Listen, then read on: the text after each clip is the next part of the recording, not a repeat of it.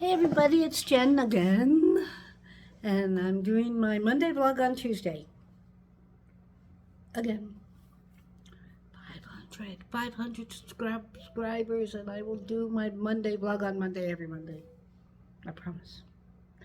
So anyway, if you're new here, I'm Jen. I am an elder Gen X. Yeah, just a little bit. And I am going to be getting married to a younger Honduran national here soon. And this is all about my life, what I do, where I go, what I think. This is me. So, if you're new here, do me a favor, like, subscribe, comment, all these things help me out. If you're old here, comment, like, subscribe. You're already subscribed. If you're my friend, you better be subscribed. You better just be subscribed. It's free. It's free. It's free. It helps me out. Okay, but anyway, so yeah, my Monday vlog on Tuesday. Where are we? Well, still waiting for paperwork. The final paperwork that I need was my federal background check. They need to make sure I'm not a hardened criminal or something like that. And I got that 3 weeks ago, and I sent that to a fella who translated it into Spanish. Well, actually, that was translated into Spanish. I had another paper that would need to be translated, and then they're going to get it apostilled. And he said 2 to 3 weeks for it to be back. Tomorrow will be 3 weeks. I don't have it yet. But Narlan and I have come to the conclusion that Honduras will be easier. Right now, we were thinking of going to Spain, and we're going to stay in Honduras. But let's unpack that, because I had a very interesting conversation with my cousin Nicole yesterday. Hi, Nicole. I love you. You're one of my favorite people. Absolutely. Not just because you're my cousin. You're one of my favorite people. Okay. But I had a conversation with her yesterday because I forgot to mention. I mentioned that if I took the dogs to Honduras, that they would not be able to easily come back to the United States if they needed to. And then I found out that's not true. And I forgot to mention the fact that that's not true. They would be able to come back. So Nicole was a little panicked. She's like, "What? You can't take your dogs there? Because then..." I'm like, "Well, wait." And then she felt better about that. And I don't blame her. I would have been upset with me, too, if I thought that. Also, I need to shout out to Candy. Candy, thank you so much for watching my dogs. Thank you. Right, this is such a weird time in my life. I miss my dogs terribly, but I would not be able to do the things I'm doing and be able to get the house as ready as I'm needing to get it and all the things if it weren't for you. So thank you so much.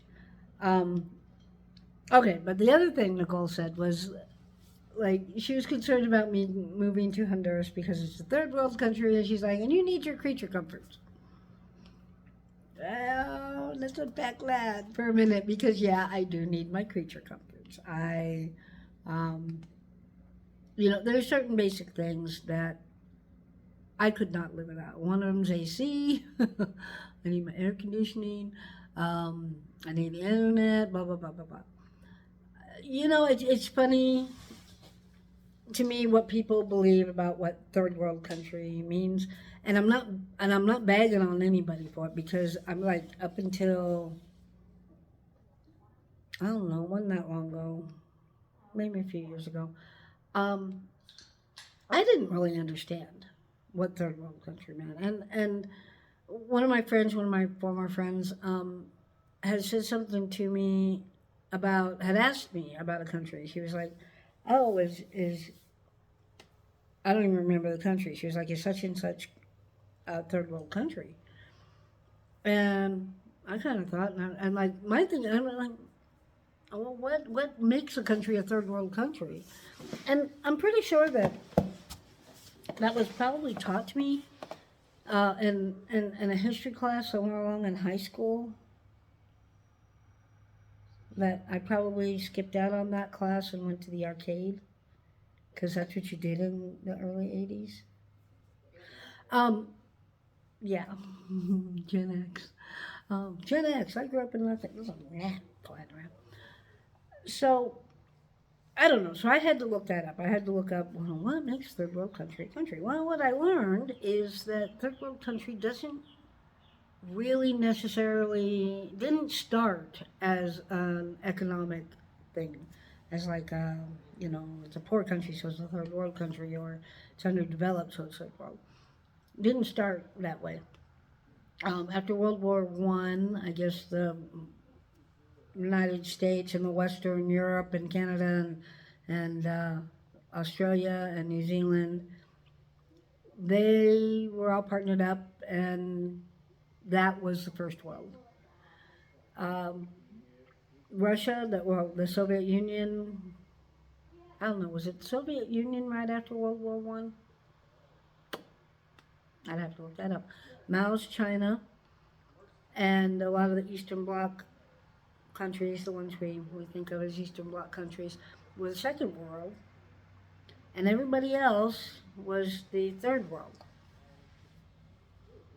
So it really wasn't a matter of who was developed where, how much money, and blah blah blah blah blah. It was this geopolitical thing going on.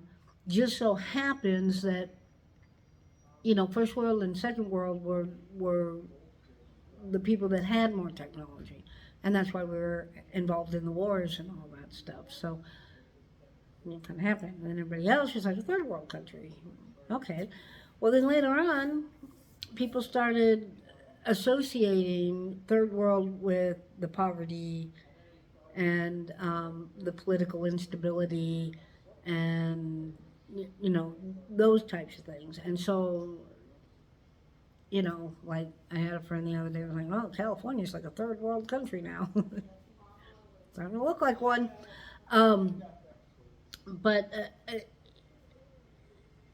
it started for a different reason on that. But in the 70s, some guy came along and went, like, oh, well, a fourth world country is a country, is like an area or the part of the country where the people don't even have a political thing at all. They're like hunter gatherers, and that's a fourth world. So anyway, that's like, okay, so definitely Honduras is a third world country based on any of the um, criteria, based on the World War I, were they part of the first world, second world? No. And based on the economic, political instability, the having the 1% and the governing class being here, having no middle class, and having the people be pretty poor. And I say pretty poor, and having people be poor, having them be very repressed. And so that is Honduras. That is how Honduras operates. Um, will I be able to live there comfortably? Will they have the thing? Yes, yes, yes. Okay. Um, Honduras does have running water. You can't drink it, but I don't drink tap water without it being filtered here anyway, and I buy bottled water here anyway. And I have an awesome water softening thing. I have RODI gadget in the kitchen. So, my water is coming out of the tap is very filtered. The water coming into my house has been reverse osmosis, whatever, all the junk taken out. Um, so the fact that I can't drink tap water in Honduras is not going to bother me much. It's really not going to bother me much. Can you wash dishes with that water? Yes. Yes, as long as you're not drinking it. Once the dishes dry, anything that was in the water that would have been harmful dried up and died. The bacteria that's in there, it dried up, it died. You can wash the dishes with it. The soap killed it. The dish soap killed it. Um, so I'm not going to be living in a grass hut.